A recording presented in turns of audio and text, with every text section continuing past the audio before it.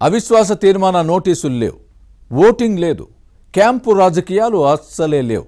కానీ ఆ municipal chairman పదవి మాత్రం ఊడిపోయింది. పురపాలక సంఘం చైర్మన్ పదవి అలంకారం కాదు, సేవ చేసేందుకు ప్రజలిచ్చిన అవకాశం అన్న వాస్తవాన్ని మర్చిపోయిన ఆ ప్రజా ప్రతినిధిని టీడీపీ ఎమ్మెల్యే గట్టి దెబ్బే కొట్టారు. మున్సిపల్ చైర్మన్గా వచ్చిన అవకాశాన్ని సద్వినియోగం చేసుకోకుండా పాలన మరిచి సొంత వ్యవహారాల్లో మునిగి తేలిన ఆ చైర్మన్ను రూల్ బుక్ ప్రకారం ఇంటికి పంపించారు. నిర్లక్ష్యంగా ఉంటే ప్రజా ప్రతినిధి లేదా అధికారైన కూటమి ప్రభుత్వం ఉపేక్షించదన్న సంకేతాన్ని ఇచ్చారు. ఇంతకీ ఎవరా మున్సిపల్ చైర్మన్? ఏ పురపాలక సంఘం పీఠం ఎందుకు పోయింది? ప్రజలు ఓట్లు వేసి ప్రజాప్రతినిధిని గెలిపించారంటే తమకు సేవ చేస్తారని, కష్టాల్లో ఆదుకుంటారనే నమ్మకంతో ఇచ్చిన గౌరవం. కానీ ఓట్లు వేసే వరకు మీ బాధ్యత, గెలిచిన తర్వాత అంతా తమ ఇష్టమంటే కుదరదు. ప్రజలైతే వచ్చే ఎన్నికల్లో బుద్ధి చెబుతారు. కానీ కూటమి సర్కారు మాత్రం ఇలాంటి నిర్లక్ష్యాన్ని ఉపేక్షించదు. ప్రజలకు బాధ్యతగా ఉండాల్సిందేనని నిబంధనల ప్రకారం పనిష్మెంట్ ఇచ్చి మరీ చెబుతోంది. ఇందుకు ప్రత్యక్ష ఉదాహరణ అనంతపురం జిల్లా కళ్యాణదుర్గం మున్సిపల్ చైర్మన్ రాజ్ కుమార్ను పదవి నుంచి తొలగించడమే. కళ్యాణదుర్గం మున్సిపాలిటీలో 24 వార్డులు ఉన్నాయి. గత ఎన్నికల్లో 19 స్థానాల్లో వైసీపీ కౌన్సిలర్లు గెలిస్తే 4 చోట్ల టీడీపీ నెగ్గింది. ఒక స్థానంలో ఇండిపెండెంట్ కౌన్సిలర్ నెగ్గారు. దీంతో 10వ వార్డు వైసీపీ కౌన్సిలర్ తలారి రాజేష్ కుమార్ను చైర్మన్గా ఎన్నుకున్నారు. అప్పటి స్థానిక ఎమ్మెల్యే ఉషశ్రీ డైరెక్షన్లోనే ఇదంతా జరిగింది. కౌన్సిల్ సమావేశాలను ఏకపక్షంగా రహస్యంగా నిర్వహించి పనులకు ఆమోదించుకుని నిధులను దుర్వినియోగం చేశారన్న ఆరోపణలు వచ్చాయి. గత సాధారణ ఎన్నికల్లో రాష్ట్రంలో కూటమి ప్రభుత్వం వచ్చిన తర్వాత కూడా కళ్యాణదుర్గం మున్సిపాలిటీలో ఫ్యాన్ పార్టీ పాలకవర్గం తీరు మారలేదు. సమావేశాలను రహస్యంగా నిర్వహించాలని చూశారు. వైసీపీ పాలనలో ఎలా సాగినా ఎన్డీఏ హయాంలో ఇలాంటివి సాగవు.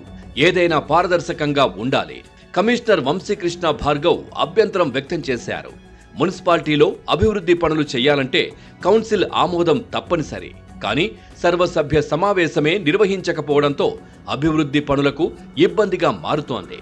అత్యవసర పనులు కూడా చేయలేని దుస్థితి కళ్యాణదుర్గంలో ఏర్పడింది. ఈ వ్యవహారం టీడీపీ ఎమ్మెల్యే అమిలినేని సురేంద్రబాబుకు ఆగ్రహం తెప్పించింది. నియోజకవర్గంలోని ఇతర ప్రాంతాల్లో అభివృద్ధి పనులు చేస్తున్నా టౌన్లో జరగకపోవడంపై వైసీపీ పాలకవర్గంపై అసహనం వ్యక్తం చేశారు. చివరకు కౌన్సిల్ సమావేశాలు కూడా నిర్వహించకపోవడంపై ఆగ్రహించారు.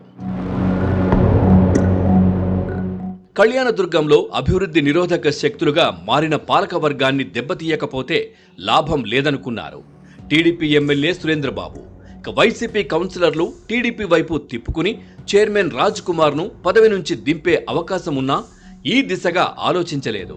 ఈ అంశంపై టీడీపీ కౌన్సిలర్ల సూచనలను కూడా తిరస్కరించారు. నిబంధనలను ఉల్లంఘించడం, ప్రజాస్వామ్యాన్ని అపహాస్యం చేయకూడదన్నారు. ఏదైనా చట్ట ప్రకారం వెళ్లాలనుకున్నారు. కౌన్సిల్ సమావేశం జరగాలని కమిషనర్ దృష్టికి తెచ్చారు. దీంతో భేటీ తేదీల కోసం చైర్మన్కు 2 సార్లు రిజిస్టర్ పోస్ట్ ద్వారా లేఖలు పంపారు. కానీ వాటిని తీసుకోకుండా తిప్పి పంపారు. దీంతో మొత్తం వ్యవహారాలను ఆధారాలతో మున్సిపల్ కమిషనర్ ప్రభుత్వానికి నివేదించారు.